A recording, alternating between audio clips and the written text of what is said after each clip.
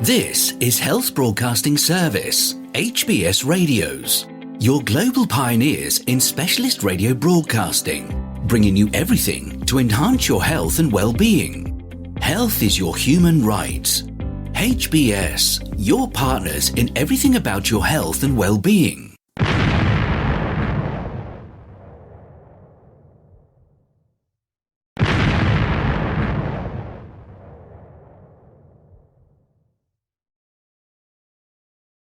The HBS Daily News Dose coming to you from the Health Broadcasting Service HBS Radio Live Channel, UK. After bruising year, GSK approaches consumer split in better health. Things are looking up for GSK and its chief, Emma Walmsley, as the British drugs giant prepares to spin off its consumer health business on Monday in London's biggest listing in a decade and the company's most radical shake-up in 20 years. Buoyed by a recent clinical trial success for a potential blockbuster vaccine, and the opportunity to supplement its drugs pipeline with cash from the consumer health spin-off, GSK has also survived a protracted revolt by activist investors. Years of underperformance relative to its peers, missing out on the lucrative market for the first set of COVID-19 vaccines, and concerns about management's scientific expertise triggered the ire of activist investors Elliott and Bluebell last year. On Monday, GSK will list the consumer health arm, Haleon, which is estimated to have an enterprise value of £33 to £48 billion, an equivalent of $39 to $57 billion, according to Barclays analysts. Activist investors had urged the company to explore a sale of Haleon, home to brands such as Sensodyne toothpaste and Advil painkillers. GSK did entertain a possible deal. Unilever made a £50 billion, a $59 billion equivalent proposal that GSK rebuffed as too low. Ultimately, the decision was sensible, given Unilever's shares plunged on the news, signaling its investors were not supportive of the deal, Bluebell managing partner Marco Tarraco told Reuters. Now, so-called new GSK will emerge as a vaccines and specialty pharmaceuticals player, with a wind in its sails. Apart from being proactive with options for Haleon, GSK has implemented some suggestions from the activist investors, such as hiring more people with scientific expertise to its board, shoring up its pipeline, cutting its dividend and being more open with investors, noted Tarraco.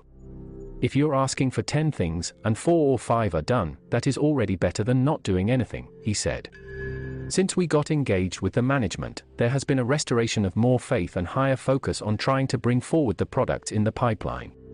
Pipeline boost.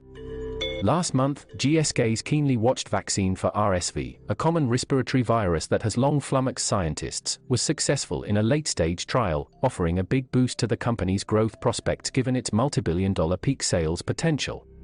Meanwhile, positive data on its experimental drug for chronic hepatitis B that offers the potential of a cure has added to the enthusiasm, alongside a burgeoning outlook of the company's HIV business, that recently saw the approval of a long-acting injectable to prevent contracting HIV. Other key trial data readouts are also expected later this year. GSK has also in recent months agreed to purchase cancer drug developer Sierra Oncology and unveiled plans to swallow vaccine developer Affinivax, while demand for GSK's blockbuster Shingrix vaccine has reinvigorated following a disruption to adult immunizations during much of the pandemic. Both Elliott and Bluebell had called into question Walmsley's ability to lead new GSK as it begins life as a standalone company bereft of steady consumer health revenue to offset the unpredictability of drug development, given she previously ran the consumer health business and served a lengthy stint at cosmetics company L'Oreal. Walmsley had the perfect profile to lead Haleon, said Tarraco. Evidently, she had different views and different ambitions. But we're also always open-minded. If she delivers, it's fine by us. Given a 5% rise in the company's shares this year in the face of weaker stock markets, positive clinical trial readouts and M&A activity, faith in the company's short to medium-term outlook appears to be rebounding. But challenges remain, with the loss of exclusivity of its key HIV drug, dolutegravir, expected in 2028. Some investors also question whether new GSK's £33 billion revenue target for 2031 is achievable, Barclays analysts said on Thursday, noting that their estimate was in the region of around £25 billion. However, GSK has a long runway to execute and find new drugs, including potentially using part of the £7 billion of financial firepower it will generate through the Haleon spin-off to fund more deals. "We've definitely had a good few months of building momentum into the Haleon separation," said David Redfern, GSK's Chief Strategy Officer. "Doesn't mean there isn't more to do." For the benefit of our listeners, a dollar is currently the equivalent of £0.8440. Feel free to connect with us on our Facebook platform at Health Broadcast and our website at www.healthbroadcastingservice.com.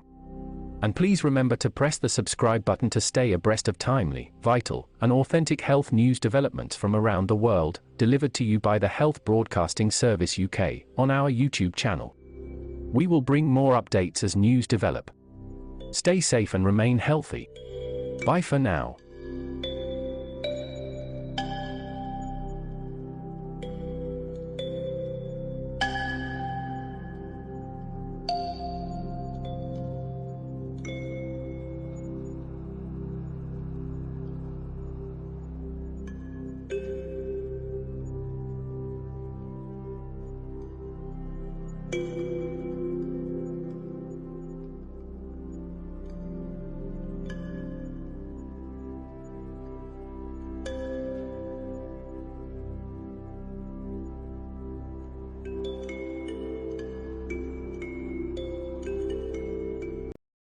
You've been watching the Health Broadcasting Service YouTube channel.